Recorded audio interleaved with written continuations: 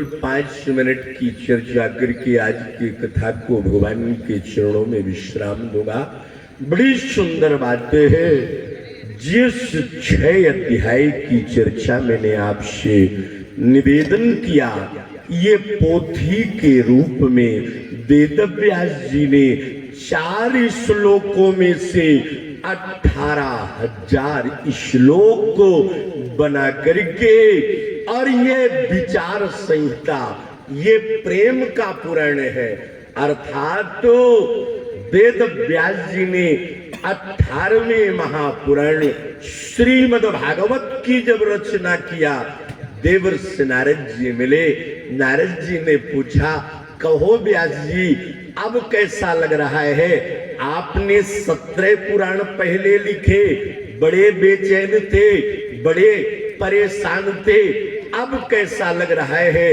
वेद व्यास जी ने कहा, हे देवर्षि नारद, ये आपके द्वारा मिले प्रसाद को मैंने ये भागवत महापुराण की पोथी बनाई और इसमें 18,000 श्लोक निकाले। महाराज, ये प्रेम का पुराण है। अर्थात तो इंसान के पास में गाड़ी होए, बंगला होए, नौकर चाकर होए और भरा पूरा परिवार भी होए, लेकिन अगर प्रेम नहीं होगा तो वह बंगला, गाड़ी, घोड़ा भी बेकार हो जाएगा। इसलिए मनुष्य के जीवन का सार तत्व है प्रेम। सबसे प्रेम, भगवान से प्रेम, धर्म से प्रेम, जननी से प्रेम, जन्मभूमि से प्रेम, संतों से प्रेम, गौ ब्राह्मण से प्रेम, सबसे प्रेम हो, पर विश्वास सब पर ना हो। प्रेम सबसे करना चाहिए, पर भरोसा सब पर नहीं करना चाहिए। अगर भरोसा सब पर कर लोगे तो लुट जाओगे, बर्बाद हो जाओगे। इसलिए जय राम जी की, राम राम, राधे राधे, जय श्री सीताराम। भैया जी, मनुष्य के जीवन का जो रस है, सबसे बड़ा रस है, वो प्रेम है। और जिस इंसान के अंदर, जिस नर नारी के अंदर अपने जीवन के यात्रा में, घर में, परिवार में, गांव में, समाज में, एकांत में, हर जगह जो प्रेम की वर्षा करता है, ऐसे प्रेम की वर्षा करने वाले की चर्चा उसके जाने के बाद में भी लोग करते हैं। जो प्रेम की वर्षा करके जाता है, उसकी चर्चा जाने के बाद में भी सैकड़ों साल तक होती है। ये जितने अन्य पुराणे हैं, कोई ज्ञान का पुराणे है, कोई वैराग्य का पुराणे है, कोई भक्ति का पुराणे है, लेकिन ये श्रीमद् भागवत महापुराण ये प्रेम का पुराणे है। ये मनुष्य को प्रेम करने की शिक्षा देता है, और जिसके अंदर प्रेम होता है उसके झोपड़ी में भी भगवान का वास होता है। और प्रेम अगर नहीं है तो भगवान मंदिर में भी आपको नहीं मिलेगा। और प्रेम अगर अपने अंदर है तो वह परमात्मा सर्वत्र है, हर जगह है। इसलिए हमारे जीवन में प्रेम होना जरूरी। महाराज, ये 6 अध्याय में, 2 अध्याय में धुंधकारी और गोकर्ण जी की कथा, अब 2 अध्याय में ज्ञान भक्ति वैराग्य की कथा। पहले ज्ञान भक्ति वैराग्य की कथा आई, और जब देवर्षि नारद ने ज्ञान वैराग्य को चेतन करने के लिए अहम भक्ति रीति ख्याता मऊ में तनियऊ मतऊ और ज्ञान वैराग्य नामानऊ कालयोगे न जरजरऊ, और जब कलयुग के प्रभाव से ज्ञान वैराग्य वृंदावन में जर्जर हो गए, तो देवर्षि नारद ने हरिद्वार में सनकादिक ऋषियों से भागवत सुना, तो ज्ञान वैराग्य चैतन्य हो गए। धुंधली पुत्र उस बेधर्मी पापाचारी, अत्याचारी, अनाचारी, कदाचारी, बेविचारी, स्वेच्छाचारी, कामाचारी, लोलुपाचारी और धुंधकारी को जब तक जिंदा रहा तब तक लोगों को दुख देता रहा, और जब मर गया तो भी दुख दे रहा है। जो जिंदा में खतरनाक दिमाग के लोग होते हैं ना, दूसरे को छोड़ते नहीं है, माने कोई न कोई वो बहाना ढूंढते हैं कैसे इसको परेशान किया जाए, कैसे इसको परेशान करे, कैसे इसको नीचे गिराए। ऐसा खुराफाती दिमाग का व्यक्ति जब मरता है भैया जी, तो वो प्रेत योनि में जाता है, और जिंदा में तो लोगों को दुख कष्ट देता है, लेकिन मरने के बाद में वो भूत बन के लगता है, वो प्रेत बन के लगता है। तो इस धुंधकारी के माता का नाम था धुंधली, पिता का नाम था आत्मदेव, और संत के दिए हुए फल के प्रसाद को और स्वयं ना खा करके, और जब गौ माता को खिला दिया, और समय आने पर गौ माता ने अपने गर्भ से एक सुंदर से बछड़े के रूप में, बड़े बड़े कान बछड़े की तरह, और मनुष्य के रूप में एक सुंदर से बालक का जन्म हुआ।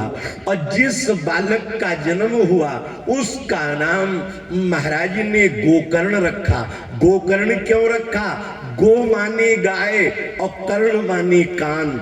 जिनके कान गाय की तरह बड़े बड़े हो उनका नाम गोकर्ण। और दूसरा, अगर आध्यात्मिक दृष्टि से देखे तो गो माने इंद्री, गो माने इंद्री, और कर्ण माने अधिकार, माने जो अपने ज्ञान के द्वारा, अपने विवेक के द्वारा अपने इंद्रियों को अपने अधीन कर ले, उसका नाम था गोकर्ण। और ऐसे गोकर्ण जी महाराज का जन्म हुआ। और संत के प्रसाद का निरादर करने वाली, संत के प्रसाद को का तिरस्कार करने वाली, अपने पति से झूठ बोलने वाली, और उस धुंधली ने अपने बहन के बेटा को लिया, उसने जन्म दिया, और उसने अपने गोद में ले लिया, और पति से कहा महाराज ये बेटा को मैंने जन्म दिया। उस बेटा का नाम धुंधकारी हुआ। और गोकर्णो पंडितो ज्ञानी, और धुंधकारी महाकला।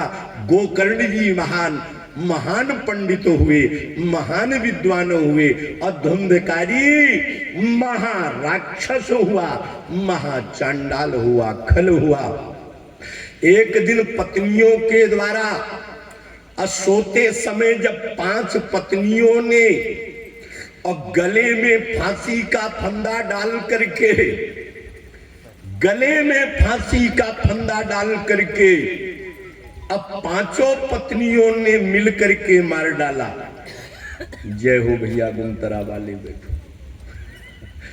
आज हर गांव का एक पटेल बैठा है। देखो हमारे तिंदनी वाले पटेल बैठे हैं, धमनिया वाले भी बैठे हैं, शिंगोड़ी वाले भी बैठे हैं, हमारे उधर रामगढ़ी वाले भी बैठे हैं, कई जगह के लोग बैठे हैं भाई, हर जगह के लोग, पिपरिया के लोग भी बैठे हैं। आज के सभा में जितने लोग आए हो सब वज्र की छाती वाले। नहीं पूरी कोई नहीं छोड़ता, चाय नहीं छोड़ता। इतने बार में तो 3 बार चाय हो गई होती। भाई चाय और पान के और पापड़ की कृपा है सब आपके ऊपर, भगवान की आनंद ही है कि नहीं है। लेकिन वास्तव में मेरे को भी लग रहा था, और कल से बढ़िया वातावरण को ऐसा व्यवस्थित करके एक ऐसा सिस्टम बनाएंगे कि खाती पिपरिया के इतिहास में लोगों को ये याद रहे कि राजेंद्र भैया के यहाँ भागवत की कथा हुई थी।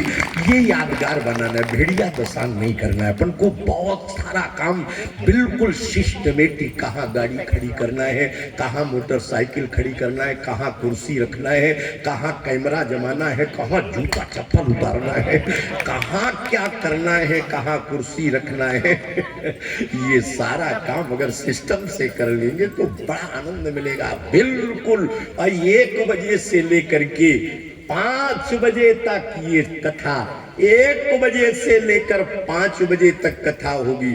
और सवेरे 5 बजे हमारे राजा रानी के रूप में हमारे पटेल जी, और वो सवेरे सवेरे 5 बजे जोड़ा माता राम भी स्नान करके और आरती की थाली सजा करके, और पहली आरती भगवान की 5 बजे होगी वासुदेव की, और दूसरी आरती 10:30 बजे पूजा के बाद में होगी, और तीसरी आरती प्रभु की 5 बजे कथा के बाद में होगी। ये 3 आरती, ये दिन भर 3 आरती ये विधानते नियम बांगमयी मूर्ति। जैसे मंदिर की मूर्ति की आरती होती है वैसे तेनेयम बांगमयी मूर्ति।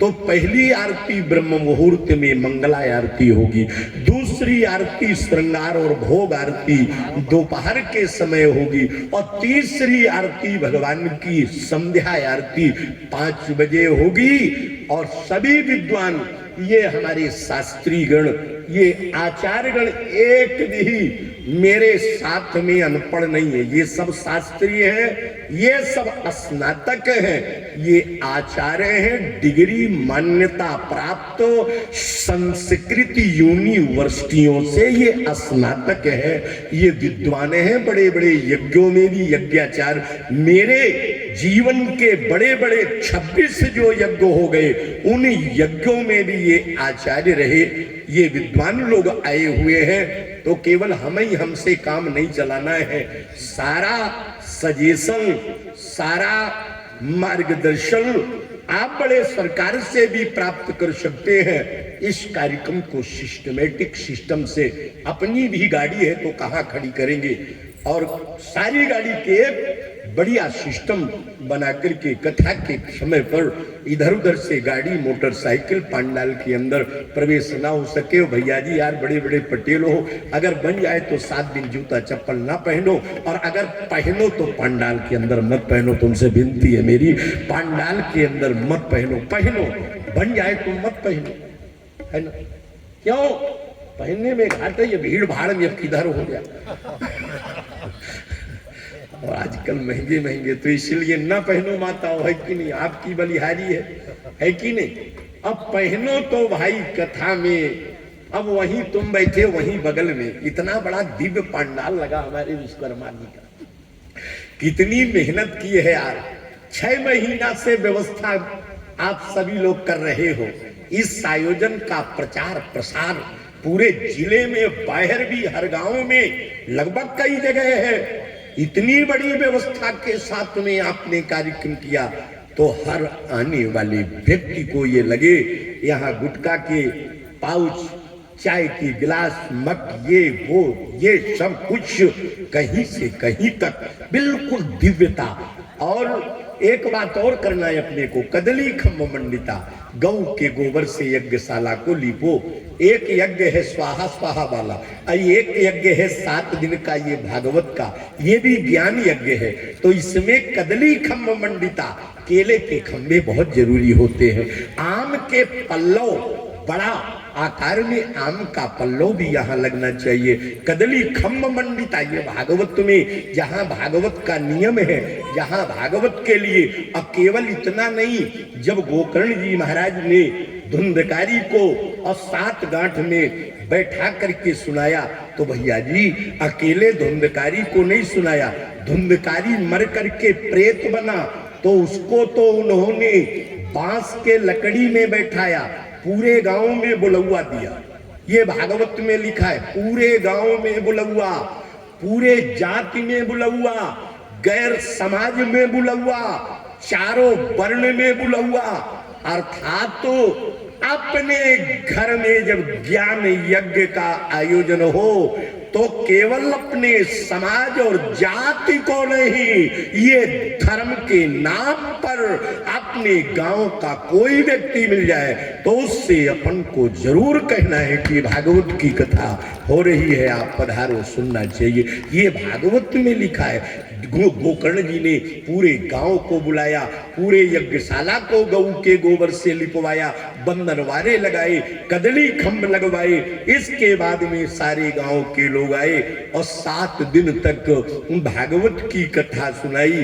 तो एक दिन में एक गांठ फूटी, दूसरे दिन दूसरी गांठ फूटी और 7 दिन में 7 गांठें फूट गई। और वह प्रेत योनि में भटकने वाला, वह धुंधकारी ब्राह्मण पुत्र धुंधकारी, और अंत में 7वें दिन भगवान का कृपा पात्र बन गया। आज ऐसी कृपा हुई, भगवान का विमान आया और भगवान के पार्षद आज उस धुंधकारी की आत्मा को आतिवाहिक शरीर में प्रवेश करवा करके विमान में बैठा करके भगवान के लोक को ले गए। जय जयकार के नारे लगे, बढ़िया आनंद की वर्षा हुई। सारे देवता लोग फूलों की वर्षा करते हैं। तो अब इसका मतलब ये हुआ, जब प्रेत के रूप में, भूत के रूप में धुंधकारी ने सुना तो उसको लाभ मिला। तो अपन तो इंसान है, अपन तो आदमी है, फिर अपन को भूत को लाभ मिल गया भागवत का और अपन को ना मिले। और दूसरी बात, एक दिन में एक गांठ फूटी और 7 दिन में 7 गांठें फूट गई और धुंधकारी का मोक्ष हो गया। मतलब इसका ये हुआ, आज गांव गांव में भागवतों हो रही, हर साल भागवतों हो रही, बड़े बड़े विद्वान आ रहे। अब मैं तो ये निवेदन करता हूं, जब गोकर्ण जी ने धुंधकारी को बांस में बैठा करके सुनाया तो 7 दिन में 7 गांठें फूट गईं। और ये इंसान साल भर में कई भागवत सुनता है, अगर 7 गांठ ना फूटे तो कम से कम आधी तो फूट ही जाए गांठ, और आधी भी अगर भैया जी फूट गई। मैं नहीं कहता, भागवत में लिखा है जब धुंधकारी ने सुना तो बाहर की गांठ फूटी, और हम और आप अगर सुने तो अंदर वाली गांठ फूट जाए। भिद्यते हृदय ग्रंथिस्य छिद्यन्ते सर्व संशया क्षीयन्ते चास्य कर्मणि और सप्ताह श्रवणे कृते। 7 दिन में अगर इंसान की एक गांठ भी फूट जाए तो समझ लेना कि भागवत सुनना हमारा सार्थक हो गया। इस प्रकार से बंधुओं, धुंधकारी का मोक्ष हुआ। आगे की कथा कल हमारे और आपके बीच में आएगी। आज के कथा को भगवान वासुदेव सच्चिदानंद रूपाय विश्वोत्पत्त्यादि हेतवे तापत्रय विनाशाय श्री कृष्णाय वयं नमः भगवान के पावन युगल चरणों में कथा को निवेदित करते हुए, हे वासुदेव भगवान, आज के कथा का फल हमारे यजमान को, उनके बाल गोपालों को, उनके परिजनों को, आए हुए समस्त श्रोताओं को, मेरी माताओं को भगवान प्रदान करे। बचा हुआ प्रसाद इस दास को भी प्राप्त हो, इस भावना के साथ वाणी को विराम। मेरे जीवन में आपके नगर में, जिले में आते हुए एक लंबा समय हो गया। यथार्थता में अगर आप मेरे को नहीं जान पाए तो कहीं न कहीं से मेरी ही कमी मैं स्वीकार करूंगा, लेकिन जानने वाले जो जानते हैं वो उस रूप में स्वीकार भी करते हैं। मैं चाहूंगा कि सारी व्यवस्था को एक व्यवस्थित रूप देते हुए हम और आप इसको आगे ऐसी गति देंगे। हमारे यजमान के रूप में भैया एक टाइम भोजन का विधान है, एक टाइम फलाहार का विधान है। लेकिन अगर फलाहार में काम चले तो चला ले, और न चले तो तुम तो दोनों टाइम फटकारो। भगवान से प्रार्थना करेंगे, भूखे भजन न होई गोपाल। अपन प्रभु से निवेदन करेंगे, भगवान हमारी इतनी शक्ति है भाई, अब की नहीं तो अपन प्रभु से। भागवत में ये भी लिखा है, बने तो सध जाए तो साध लो, 7 दिन का समय है। अगर ना सधे, अगर गोली दवाई खाते हैं तो दोनों टाइम अगर भोजन करें तो दोष नहीं है। अच्छा, एक टाइम भोजन क्यों बताया भागवत ने? इसका भी कारण मैं आपको बताऊं। इसलिए बताया, जब हम भोजन करते हैं तो नींद आती है, आलस्य प्रमाद आता है। और जब फलाहार करते हैं, कभी आप प्रैक्टिकल करना, तो आपको नींद नहीं आएगी, आपको प्रमाद नहीं आएगा, आलस्य नहीं आएगा। इसलिए फलाहार की व्यवस्था के लिए कहा गया है। और कथा में नींद न आए और 7 दिन तक बढ़िया सुंदर धुले हुए कपड़े, धुले हुए वस्त्र को धारण करें। ब्रह्मचर्य व्रत का पालन करना चाहिए और अपने जीवन में पवित्रता के साथ में रहना चाहिए। और सूर्योदय के पहले जग करके स्नान कर लेना चाहिए। और अपने कथा में, अपने घर में, अपने जो बुलाए हुए मेहमान हैं, जिनको आमंत्रित किया है, वो पधारे, जिनको हम जानते हैं, उनका तो स्वागत सम्मान करेंगे ही, करना भी चाहिए। लेकिन अपने दरबारों में, अपने दरवाजे में अगर कथा स्थल में कोई आ जाए, आगंतुक आ जाए, अतिथि आ जाए, अपरिचित आ जाए, बाहर का भी आ जाए, तो कथा स्थल में उसका भी आदर हो, उसका भी सम्मान हो और बढ़िया प्रेम भाव से शांति के साथ हो, सारे नियम का पालन करते हुए। और ये व्यवस्था भी बड़ी बढ़िया है, एडवांस में व्यवस्था कर दी गई है। आधे पंडाल में कुर्सी रखी हुई है, तो ये कुर्सी कल अपन लोग इसको इकट्ठा करके रख देंगे, और जितने लोग बैठने के लायक नीचे नहीं है, उनको अपन कुर्सी में बैठा है। लेकिन अब खाली पड़ी है तो फिर सभी बैठे। नियम ये है। नियम क्या है? जय हो भैया बुड्ढी वाले, मजले भैया हमारे बड़े प्रिय शिष्य मेरे। भाई देखो, नियम ये है कि अगर नीचे बैठते बने तो भगवान की कथा नीचे बैठ के सुनो। और अगर शरीर में तकलीफ है तो व्यवस्था मास्टर साहब की है, कुर्सी में बैठ करके सुनो, लेकिन कुर्सी भी सिस्टम से लगा दी जाए। कुर्सी में बैठ करके सुनो। अगर हाथ पैर ना काम कर रहे हो तो कुर्सी में बैठ करके सुनो, और हाथ पैर अगर सही सलामत है तो कथा तो यार भगवान की नीचे बैठ के सुनने में जो आनंद आता है। और ये हमारी माताएं बहुत अच्छे तरीके से इस बात को जानती हैं, आप लोग भी जानते हैं, और जो जानते हैं वो मानते भी हैं, और जो नहीं जानते हैं तो उनको ये लगता है जैसे बारात में लगी है तो हर आदमी बोलो कुर्सियाँ ही तो ढूंढता है, यहाँ भी लगी है तो फिर ढूंढाई मत जाए।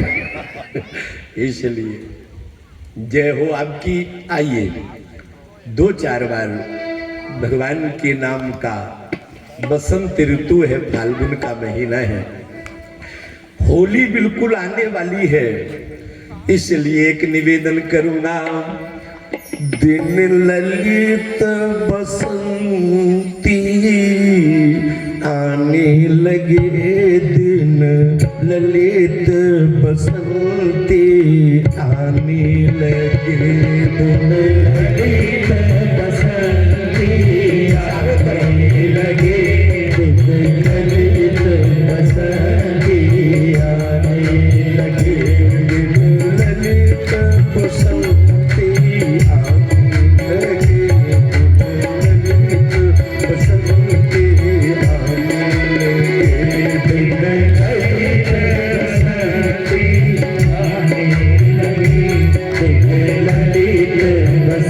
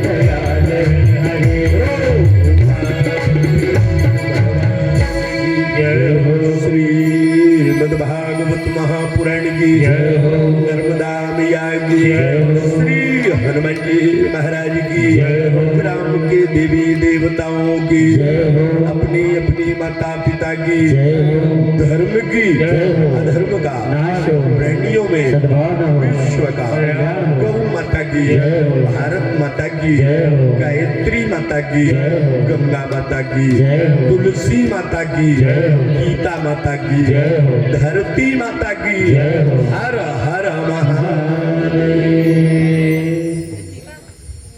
जय हो आपकी।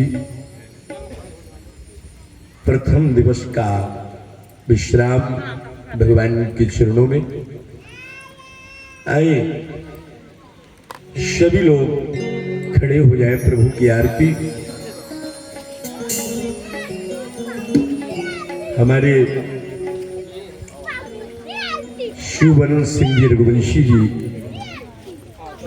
भैया राजेंद्र सिंह रघुवंशी जी, मेघराज सिंह रघुवंशी जी, फैल सिंह रघुवंशी जी, अनिल सिंह रघुवंशी जी, रितेश भैया, मास्टर साहब जी, बाल गोपाल, माताएं, सभी लोग आइए प्रेम पूर्वक।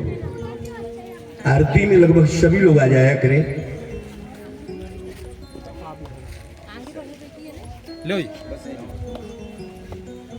आरती में परिवार को, भ्राता लोगों को भी, सभी लोग आइए संतों के साथ प्रेम पूर्वक हम और आप सभी लोग प्रेम पूर्वक भगवान की आरती बोलते हैं, गाते हैं। गुरुया ओम मारार्दिव पार्दिव गमरयः बजरब्राहिव धामगिः दिवः सदा गं जिबृहति विदुष्टद आत्मेकं वर्तते तमः।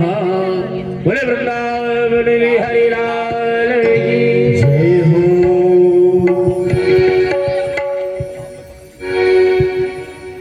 श्री भागवत भगवान की है आरती, पापियों को पाप से है ताकती। श्री भागवत भगवान की है आरती, पापियों को पाप से है ताकती। श्री भागवत भगवान की है आरती, पापियों को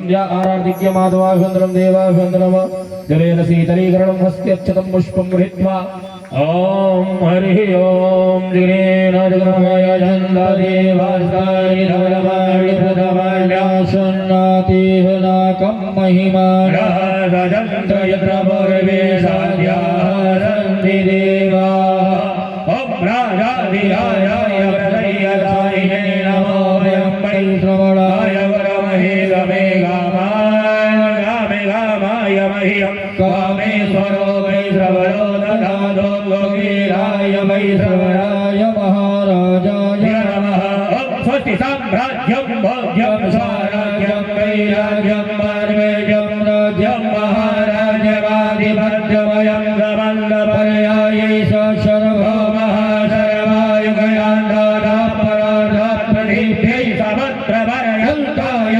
एकराजते तदपि सुश्लोकभ्युतो मरुदः परिवेष्टारो मरुदस्यात्मसङ्गृहे आवेक्षितस्य कामभ्युर्विषे देवा सभासद इति ॐ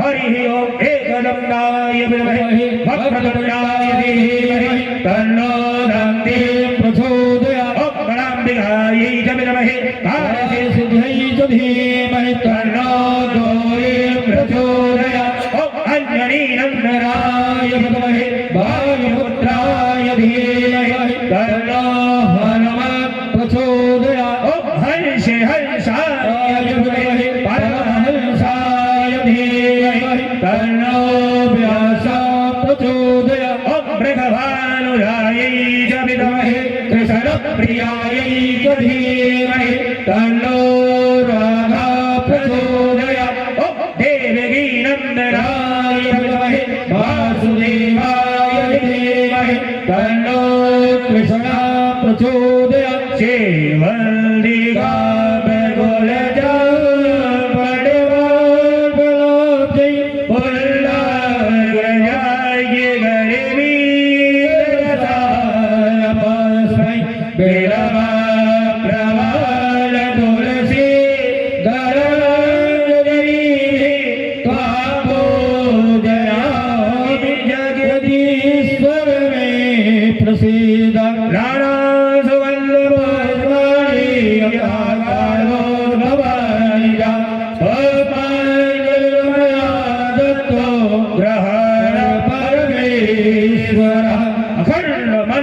पुष्पांजलिं समर्पयामि।